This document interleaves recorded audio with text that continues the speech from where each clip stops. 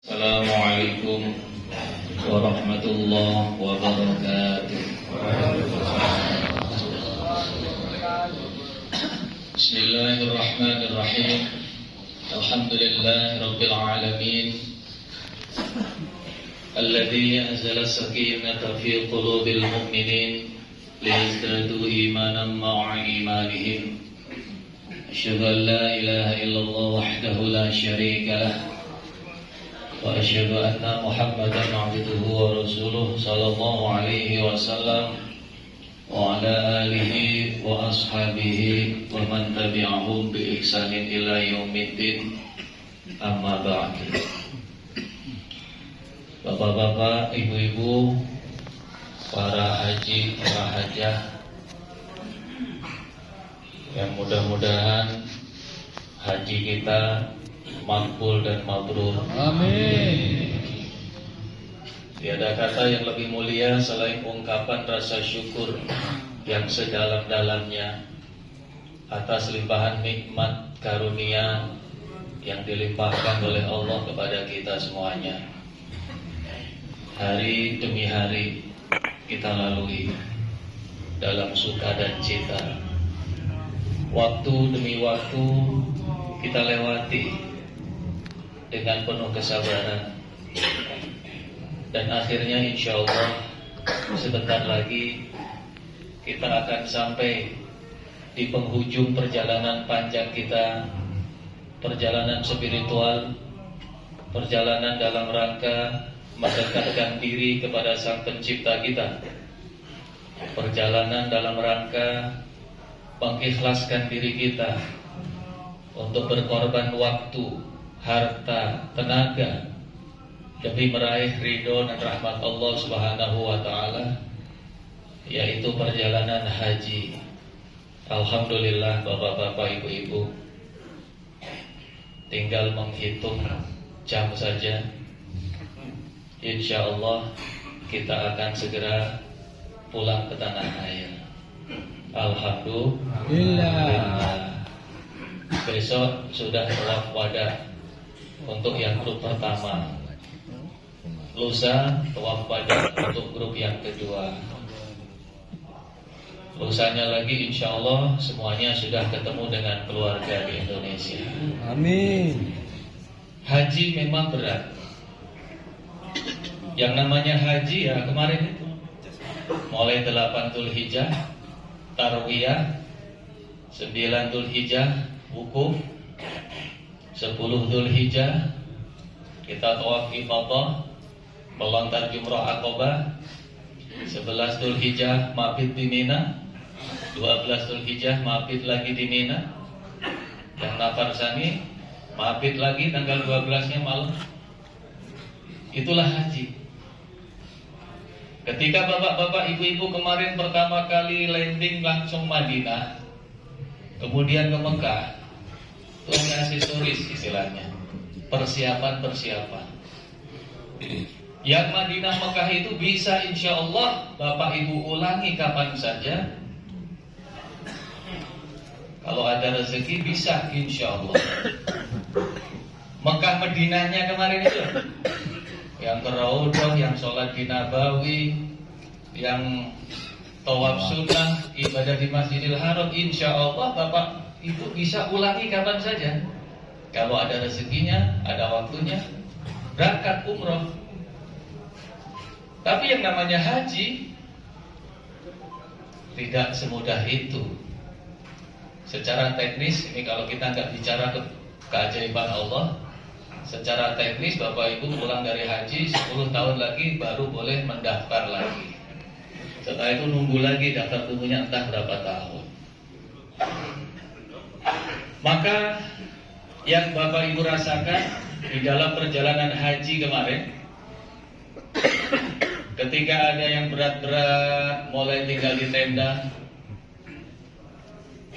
kemudian bertahan di dalam tenda dengan segala macam dinamikanya, yang akhirnya bapak-bapak, ibu-ibu akhirnya pada satu kesimpulan pengen segera cepat meninggalkan tenda. itu nggak seberapa. Beratnya selama di tenda, beratnya selama tarwiyah, wukuf, mabit di Mina tidak seberapa dibandingkan beratnya tanggung jawab kita sepulang haji nanti. Yang harus kita ingat.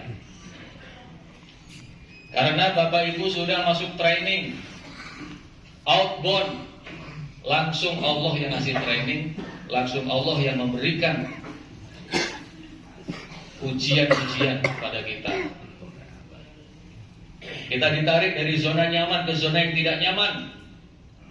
Kemudian kita dibikin dengan situasi suasana diciptakan oleh Allah Subhanahu wa taala sedemikian rupa sehingga akhirnya sampai pada titik nol kita.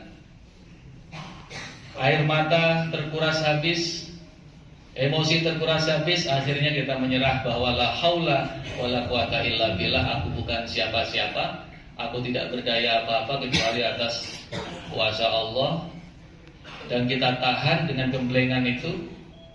Dan sekarang ini kita terlahir ke dunia kembali kayaumi waladathu, seperti ketika dilahirkan oleh ibunda kita. Bapak-bapak, ibu-ibu, sekarang ini sudah terlahir kembali bersih tanpa dosa seperti bayi baru lahir. Amin.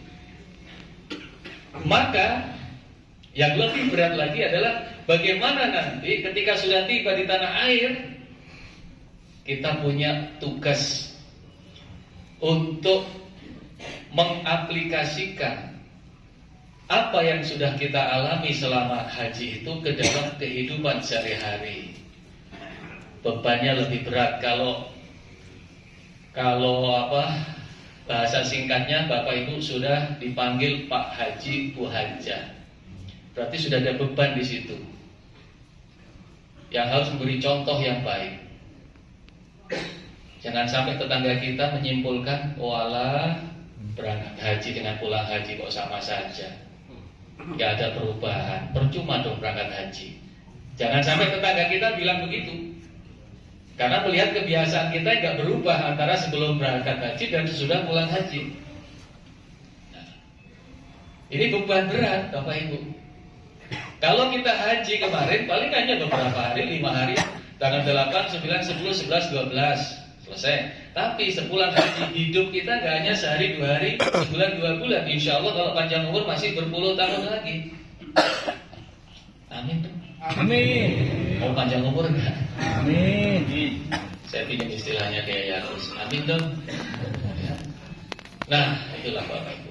Ayo coba kita kilas balik. Apa pelajaran yang bisa kita ambil selama kita berhaji kemarin? Pertama adalah pelajaran bersyukur. Bapak-bapak Ibu, ketika di Mina, mabit, berharap kapan kembali ke hotel transit. Seakan-akan hotel transit ini sesuatu yang sangat nikmat. Bandingkan ketika Bapak Ibu dari Hotel Rotana atau Dar Al-Aiman masuk ke hotel transit. Tidak. Dari Rotana, Mekah sana, atau Dar Al-Aiman masuk ke hotel transit. Banyak yang nadanya, kok begini? Lu kok begini? Tapi bandingkan dengan perasaan Bapak Ibu setelah dari tenda Mina masuk ke hotel transit, bagaimana perasaan Bapak Ibu? Kayak di surga, tahu? Bahkan masuk kamar mandi itu percaya antara percaya nggak percaya. Begitu masuk kamar mandi di kamar hotel transit ini antara percaya nggak percaya. Kok bagus ya, kemarin nggak kayak begini di tenda. Ini mimpi apa nyata ya? Nah, jadi setelah di tenda Mina kemarin masuk hotel transit itu kayak di surga. Ya Allah, nikmatnya. Dan ketika Bapak Ibu ada di tenda Mina, ketika dari hotel transit masuk ke Mina juga beda dengan perasaan Bapak Ibu ketika dari Arafah masuk ke tenda Mina. Ketika Bapak Ibu di Arafah, yang kondisinya seperti itu di Arafah sampai malam kan, berharap kapan segera kembali ke tenda Mina ini. Kayaknya pengen menikmati tenda Mina, lebih nikmat daripada di padang Arafah yang seperti itu. Padahal ketika Bapak Ibu dari hotel transit masuk ke tenda Mina juga tanda kok begini. Nah, dari situ bisa ditarik satu kesimpulan bahwa ternyata nikmat Allah itu akan baru kita rasakan kalau kita sudah merasakan sesuatu yang lebih jelek atau lebih parah daripada apa yang kita rasakan. Kalau orang bilang kata singkatnya sehat baru terasa kalau sudah sakit. Masa kita bersyukur karena sehat dikasih sakit dulu sama Allah baru bersyukur? Masa kita baru merasakan bahwa sehat itu nikmat ketika kita sakit dahulu? Tapi kenyataannya manusia sifatnya seperti itu. Ketika dikasih sehat setiap hari, dia nggak pernah bersyukur, ngeluh terus karena nggak punya duit. Padahal sehatnya harganya mahal. Sehat mahal karena nggak punya, mengeluh terus. Begitu dikasih sakit, nah baru terasa kalau sehat itu nikmat. Bahkan uang nggak ada artinya apa-apa dibanding sehat. Karena di media sosial saya baca ada seorang yang sudah stres, dia di rumah sakit di atas kursi roda, uangnya dihambur-hamburkan. Pak dokter tolong saya, berapapun saya bayar, yang penting saya sehat. Dihambur-hamburkan duitnya. Itu karena merasakan mahalnya nikmat sehat, karena sudah sakit. Nah, ayo kita kembali dalam konteks haji tadi. Bapak Ibu bisa merasakan nikmatnya tinggal di hotel transit kalau sudah merasakan tinggal di tenda Mina. Dan Bapak Ibu bisa merasakan nikmatnya tinggal di tenda Mina ketika sudah tinggal di tenda Arafah. Tapi kalau Bapak Ibu kita dalam kehidupan ini atau dalam masalah ini kita perbandingkan dengan yang lebih tinggi nilainya atau levelnya, maka kita akan sulit untuk bisa bersyukur. Ketika di hotel transit yang dibayangkan Rotana bintang 5, Hotel Dar Al-Iman bintang 5, maka di sini gak akan bisa bersyukur. Nah, inilah pelajaran yang bisa kita petik. Satu, yang pertama adalah ternyata bersyukur itu adalah harus melihat ke bawah, jangan melihat ke atas. Dan itu cocok dengan pesan Nabi SAW dalam memberikan resep kepada umatnya supaya umatnya jadi orang yang pandai bersyukur. Beliau mengatakan, "Unduru ila man huwa asfala minkum, wa la tanduru ila man huwa fawqakum. Fa inna wajdaru alla tasdari ni'matallahi 'alaikum." Lihat orang-orang yang ada di bawahmu, jangan lihat orang-orang yang ada di atasmu. Karena dengan cara seperti itu kamu akan lebih mudah untuk tidak meremehkan nikmat Allah yang telah Allah berikan kepada kalian. Bapak Ibu yang dirahmati Allah, pelajaran syukur ini ayo kita bawa dalam kehidupan sehari-hari. Dalam kehidupan sehari-hari kita akan merasakan suatu peristiwa-peristiwa, kejadian-kejadian, kondisi-kondisi yang berubah-ubah. Bagaimana caranya? Dalam kondisi apapun mulut kita selalu mengucapkan Alhamdulillah. Bahkan maaf, kita nggak punya motor, nggak punya mobil, nggak punya sepeda ontel, hanya jalan kaki kemana-mana. Bagaimana setiap kali jalan kaki mulut kita selalu Alhamdulillah. Maka janganlah melihat orang yang punya sepeda, nggak akan bisa syukur. Lihat orang-orang yang jalan saja harus pakai tongkat, jalan saja mesti pakai kursi roda. Ya, ada yang kakinya tinggal satu, maka Bapak Ibu berjalan kaki itu akan merasa bersyukur. Alhamdulillah, aku masih sempurna, masih bisa jalan kaki. Bapak berharap enaknya ya yang punya sepeda. Gimana kalau aku dikasih nikmat sepeda oleh Allah? Akhirnya Allah kasih nikmat sepeda kepada Bapak Ibu. Apakah kemudian Bapak Ibu bisa bersyukur? Tidak. Kalau yang Bapak Ibu lihat orang yang punya sepeda motor, aduh capek aku kemana-mana sepeda ontel, kakiku capek, kakiku pegel. Enak ya yang punya sepeda motor. Akhirnya Allah kasih nikmat sepeda motor. Apakah lantas langsung bisa bersyukur? Tidak. Kalau yang dilihat yang lebih tinggi lagi, yang dilihat yang punya mobil Avanza. Enak gak kehujanan, gak kepanasan. Akhirnya Allah kasih nikmat bisa beli Avanza. Apakah bersyukur? Enggak juga. Kalau yang dilihat tetangganya yang punya mobil Fortuner atau Pajero. Enak ya Fortuner lebih gede, lebih nyaman. Lu cuma Avanza begini doang.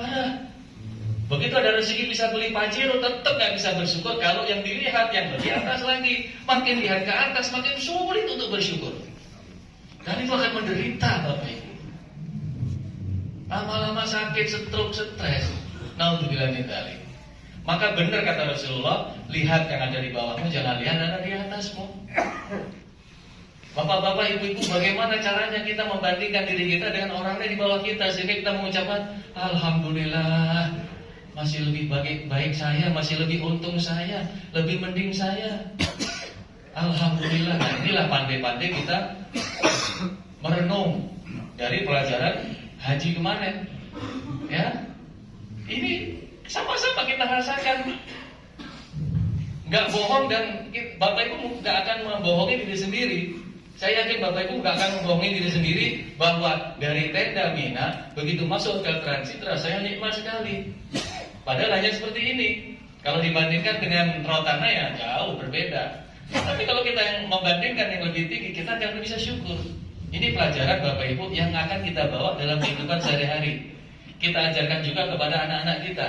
Hidup harus selalu bersyukur. Kalau mau jujur, apa yang disyukuri itu masih jauh lebih banyak daripada yang dikeluhkan. Maka kalau Bapak Ibu pandai bersyukur, insya Allah hati itu makin bahagia. Makin bahagia. Coba Bapak Ibu renungkan, ketika hati nggak bahagia, hati sedih, pasti salah satunya adalah kurang bersyukur. Kurang bisa merenungi nikmat yang sudah Allah berikan sehingga tidak bisa mengucapkan syukur. Aku mau bahagia dulu Pak, baru bersyukur. Kebalik, bersyukurlah, kebahagiaan akan datang. Nikmat akan ditambah. Dan orang yang bersyukur itu diridhoi oleh Allah. Wa in tashkuru yardahu lakum. Jika kamu bersyukur, Allah akan ridho pada kalian. Alhamdulillah, alhamdulillah, alhamdulillah. Kalau mengucapkan alhamdulillah, coba Bapak Ibu, alhamdulillah, alhamdulillah, alhamdulillah. Mesti mulutnya buka dong. Nah, itu tanda kebahagiaan. Gak mungkin sedih. Alhamdulillah. Sedih terus alhamdulillah mulutnya monyong cucu menahan tidak bisa. Orang kalau alhamdulillah otomatis mulutnya terbuka lebar. Hatinya bahagia. Itu pelajaran pertama. Yang kedua, dari haji kemarin kita mendapat pelajaran bahwa manusia hanya bisa merencanakan dan Allah yang menentukan. Kamu punya rencana, Allah punya rencana, maka yang berlaku adalah rencana Allah. Pepatahnya seperti itu. Bapak Ibu yang dirahmati Allah, kita tahu sendiri bagaimana dinamika selama haji. Ada sesuatu yang tidak sesuai dengan bayangan kita. Ada perubahan-perubahan yang tidak sesuai dengan harapan kita. Bapak Ibu juga merasakan ada perubahan-perubahan jadwal, misalnya melempar jumroh jam sekian, berubah jam sekian. Tadinya boleh, nggak boleh keluar, dan bermacam-macam. Tadinya bisnya bisa masuk ke dalam, ternyata hanya berhenti di ujung terowongan, harus jalan kaki. Jadi hal-hal yang seperti itu Bapak Ibu, kita simpulkan bahwa ternyata manusia itu hanya bisa merencanakan. Sebagus apapun rencana manusia, tetap yang jadi adalah keputusan Allah Subhanahu wa Ta'ala. Ana anta turid wa ana urid wallahu yaf'alu ma yurid. Kalian punya keinginan, aku punya keinginan, kata Allah. Yang berlaku adalah keinginannya Allah. Di situ kita belajar noto hati Bapak Ibu. Kalau kita bisa menata hati, memanage hati kita dengan baik, maka manakala ada sesuatu yang tidak sesuai dengan rencana, ada suatu kenyataan yang tidak sesuai dengan prediksi kita, maka kita kembali la haula wala quwata illa billah. Manusia yang bisa merencanakan, ternyata Allah yang menentukan semuanya. Hebat apapun rencana manusia, gak akan bisa lepas dari kehendak Allah, gak akan bisa mendahului kehendak Allah. Nah sekarang ini kita tarik nanti dalam kehidupan sehari-hari. Di dalam kehidupan kita nanti Bapak Ibu akan sering kali menjumpai suatu kejadian-kejadian yang tidak sesuai dengan rencana kita. Nah bagaimana cara kita menyikapinya? Kembalikan kepada Allah Subhanahu wa Ta'ala. Kita yakin bahwa Allah itu punya rencana, dan rencana Allah lebih indah daripada rencana manusia. Allah Maha tepat waktu, Allah Maha sempurna di dalam mengatur semua kehidupan di langit dan bumi ini. Rencana kita yang kita anggap sudah baik, ternyata Allah menghendaki lain, maka yang dikehendaki oleh Allah itulah yang terbaik untuk hambanya. Jadi nanti setelah pulang Bapak Ibu berbisnis, Bapak Ibu bekerja, Bapak Ibu punya rencana, punya planning, punya doa dan sebagainya, tapi ternyata kok meleset, tetap ingat, oh iya, ini pelajaran yang pernah aku ambil ketika berhaji. Ada perubahan, ada satu kejadian yang gak disangka-sangka, ada satu peristiwa yang gak diharapkan dan sebagainya. Nah, sehingga dengan demikian Bapak Ibu, kita akan menjadi hamba Allah yang lebih bijaksana dalam menghadapi segala kehidupan, lebih tenang, lebih istiqomah, dan lebih tumakninah, anteng tenang dalam menghadapi segala masalah-masalah kehidupan, dalam segala problema kehidupan, mudah mengembalikan semuanya kepada Allah Subhanahu wa Ta'ala. Banyak pelajaran-pelajaran yang bisa kita ambil, seperti ketika Nabi Ibrahim dengan Siti Hajar meninggalkan Siti Hajar dan Ismail di tengah padang pasir. Kalau rencana menurut akal manusia kan itu perbuatan yang konyol. Masa seorang ibu dan bayinya ditinggalkan di tengah padang pasir yang tandus, yang tidak ada kehidupan. Ini kan sama dengan mentelantarkan. Itu pikiran manusia. Tapi Allah punya rencana lain. Ketika yakin dengan rencana Allah itu terbaik, maka Allah akan berikan yang terbaik. Akhirnya apa? Justru disitulah cikal bakalnya air Zam-Zam, cikal bakalnya akhirnya Ka'bah jadi sekarang seperti ini. Awalnya di situ. Hikmahnya di kemudian hari. Ketika Siti Hajar mencari air untuk Ismail yang nangis kelaparan waktu masih bayi, nangis kelaparan kehausan, Siti Hajar harus mencari air dari Bukit Sofa ke Bukit Marwah. Ternyata di Sofa nggak ada, di Marwah nggak ada, tapi harus bolak-balik sampai 7 kali. Kalau logika kita kan kurang kerjaan, ya nggak? Di Marwah nggak ada, di Sofa nggak ada. Paling kan 3 kali bolak-balik sudah cari tempat lain. Tapi Siti Hajar nggak begitu, dia yakin kalau aku sungguh-sungguh nanti di dalam usahaku ini istiqomah, maka Allah akan berikan hasilnya. Dan benar kan? Setelah 7 kali melalui istiqomah, Allah berikan hasilnya. Airnya ada. Ada di mana? Di Sofa apa di Marwah? Ya bukan di Sofa, bukan di Marwah. Tapi di mana airnya? Di dekat kaki Ismail. Coba. Maaf ya, kalau komentar anak sekarang ngeselin. Udah capek-capek Sofa Marwah, ya Allah. Kenapa akhirnya airnya di kaki Ismail ya Allah? Kenapa sih gak dari tadi ya Allah? Ibaratnya kan Siti Hajar dan Ismail itu ditinggalkan di situ karena perintahnya Allah, benar nggak? Karena perintahnya Allah. Ismail nangis kehausan, kenapa nggak Allah langsung turunkan air, pancarkan air dari kaki Ismail, sehingga Siti Hajar nggak usah susah-susah Sofa Marwah? Bisa kan Allah? Apa yang nggak bisa? Allah Maha Kuasa atas segalanya. Tapi di sini Allah ingin memberikan pelajaran kepada umat selanjutnya bahwa sangka baik kepada Allah, tawakal kepada Allah, yakin dengan hasil yang Allah berikan itu wajib kepada setiap hamba Allah setelah dia melakukan ikhtiar yang maksimal. Ternyata Allah punya rencana yang lebih indah. Kakinya terpancar di dekat, airnya terpancar di dekat kaki Ismail. Jadi kalau Bapak Ibu berdoa pagi, siang, malam, usaha belum ada hasil, terus istiqomah, yakin Allah akan berikan hasilnya. Tidak ada ibadah kita yang sia-sia, tidak ada ibadah kita yang tidak diperhitungkan oleh Allah. Entah dari mana nanti Allah berikan hasilnya, kita harus yakin Allah punya rencana yang indah. Nabi Muhammad ketika dikejar akan dibunuh oleh kafir Quraisy, harus lari kemana? Ke Jabal Sur. Terus naik bersembunyi di mana? Di Gua Sur, ya.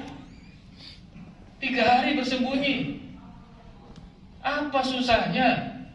Allah menolong Nabi Muhammad seketika.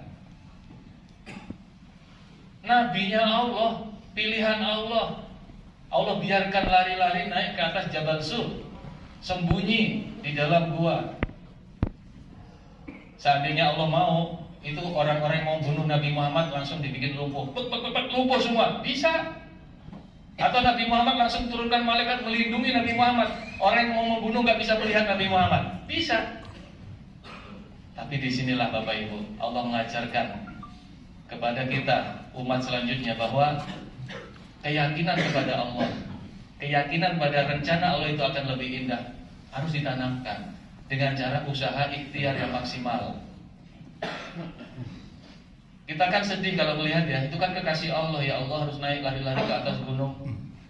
Pelajaran buat kita supaya dia gak mudah putus asa dalam berusaha, dalam berikhtiar, dan tetap sangat baik kepada Allah Subhanahu Wa Taala. Dan banyak sekali kisah-kisah.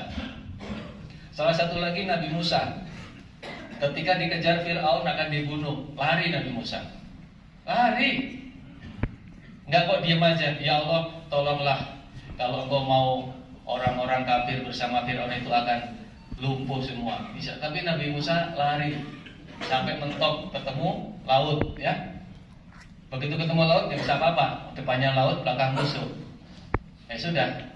Pada titik itu tawakal kepada Allah, yakin dengan pertolongan Allah, dan Allah turunkan pertolongannya. Simple. Hai Musa, pukulkan tongkatmu ke laut. Laut terbelah, Musa nyebrang, selamat.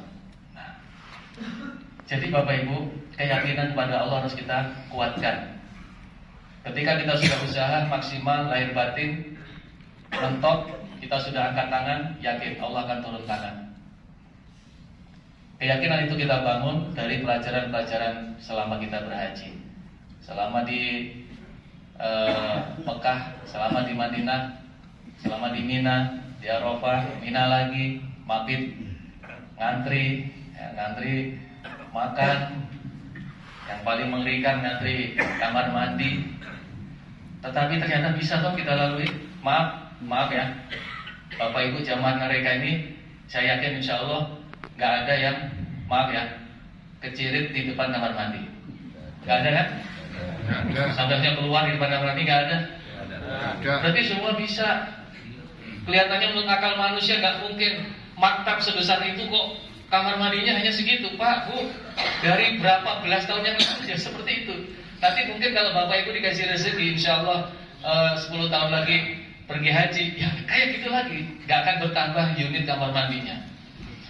Nah, memang disitulah ada pesan-pesan yang memang harus kita sadari. Haji itu bukan hanya lempar jumroh, wukuf di Arafah, mabit di Mina, tapi lebih banyak yang kita pelajari dalam berhaji adalah rasa kita yang diolah di situ, kesabaran kita, toleransi kita, kemudian persaudaraan kita kepada sesama kita, dan banyak hal di situ yang bisa kita olah. Maka siapa yang berhasil mengolah rasa pada saat kondisi-kondisi seperti itu, insya Allah akan mudah mengenal pada Allah Subhanahu Wa Taala dan mudah untuk mencapai kesempurnaan haji yang mabrur.